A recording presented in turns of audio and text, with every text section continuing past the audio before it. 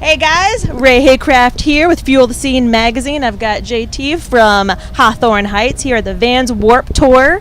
How are you doing today? I'm doing good. It's a wonderful day in Charlotte. No complaints. Everything just got started. When are you guys hitting the stage? 8 something. We're last on our stage, so we're closing out the Journey's Left Foot stage tonight. Awesome.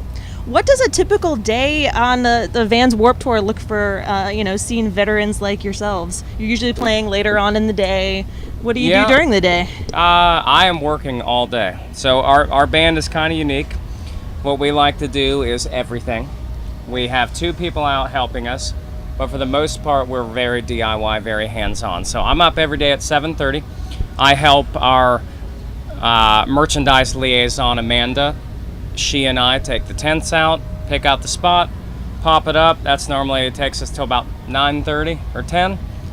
And then we find out our schedule, and then I schedule my press and, any sort of interviews, then our 2 signings that we do a day, and then our set. So, damn, that is dedication. Not a lot of rest. Otherwise, we're hanging out with all of our friends out here in between pockets of time. You get time to sleep at all? A little bit while you're driving? About midnight till 7 in the morning is my sleep time. So not a lot of late night partying, but I don't do that anyway, so who cares? That's all right. So this is a huge year for Hawthorne Heights. You all have, to say come back, I mean, you didn't really go anywhere, but... Yeah, we didn't go anywhere. But you all are touring like crazy, and then there's the new album coming out. What can you tell us about that? We're about 10 to 12 songs into our new album. We want to write a couple more, then we'll start heavy tracking. We want to get it out by the end of the year. If not, it'll be the beginning of next year. We like to take things kind of chill. We're our own, bosses. We don't have anybody yelling at us, telling us we got release dates and stuff. When we're ready, we'll put it out. We'll be good to go. Awesome. If there was an overall theme that you're feeling emerging from this record, what would that be? I would say that we always try to inject positivity, hopefulness, and just a shining light into dark seas of sadness. So it's always going to be a little bit dark. It's always going to be a little bit heavy, but we'll try and add some melody in there, but also some sort of positive message to kind of get people through dark times. It's like a hopeful melancholy. Yeah, that's kind of, one of my favorite bands growing up was Smashing Pumpkins. Mm-hmm. So that's probably kind of where it comes from, I guess. I've always liked sadder sounding melodic bands. Mm-hmm. So you get that sourness, and then you get the sweet melody in the hook and stuff like that. I like it. So what has the songwriting process been for you all this go round? Having put so much material out and having, toured the circuit, been around the country, out of the country, you've done it all. So what has been different this go round? We're kind of a unique band. You wouldn't think it's unique, but a lot of people have one member, maybe 2 members that kind of write everything. We all write. We all put in the time. I write all the lyrics and melodies for the most part. But we all sit in a room together, and then we also do our little own independent writing. And so far, everything's worked out, and we're all kind of on the same page, which is sometimes hard to do, but sounding cool, I guess. So you feel like everyone has their own voice in the songs? Yeah, absolutely. That's awesome. And you're the primary lyric writer. Yeah. How does the lyric writing process go for you? Do the lyrics come first? Do you take pieces from things, or is it the music first and you let that inspire you? Kind of both, really.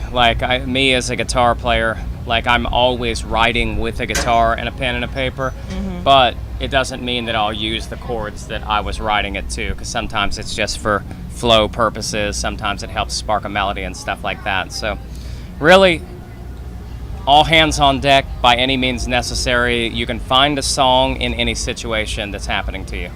I love it. And I love to see bands that are really working as a cohesive unit, to make the things happen, because that's how it can actually, come true. Definitely. And it's more fun, it's more rewarding for everybody, and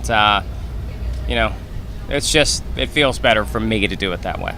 So what has the fan response been this past year, as you all have, been touring, been on Warped Tour, announcing new material? Great. I think every once in a while you got to re-energize your fans. You got to give them new music.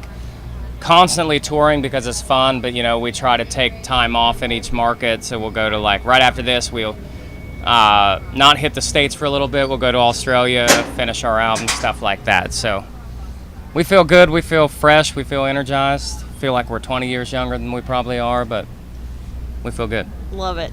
If you all were to write your memoir right now of Hawthorne Heights, what's one memory that would be your opening chapter, something that sticks out in your mind? It's a good question.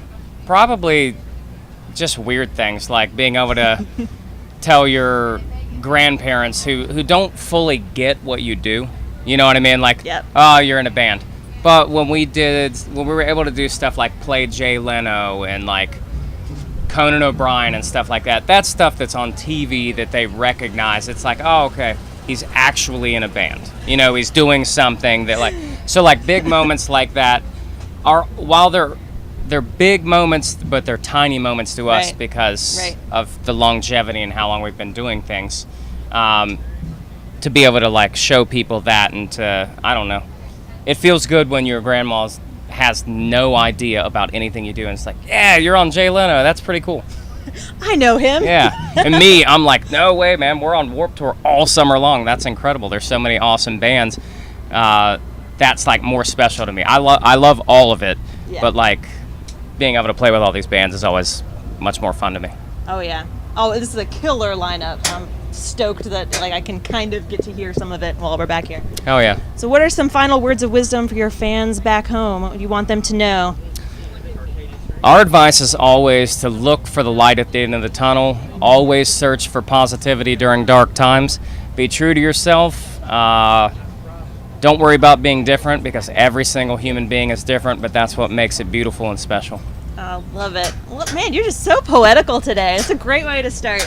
All right, thank you so much for taking Thank some you. time to Oh, yeah. talk to us today. Enjoy And the rest of your day. you too.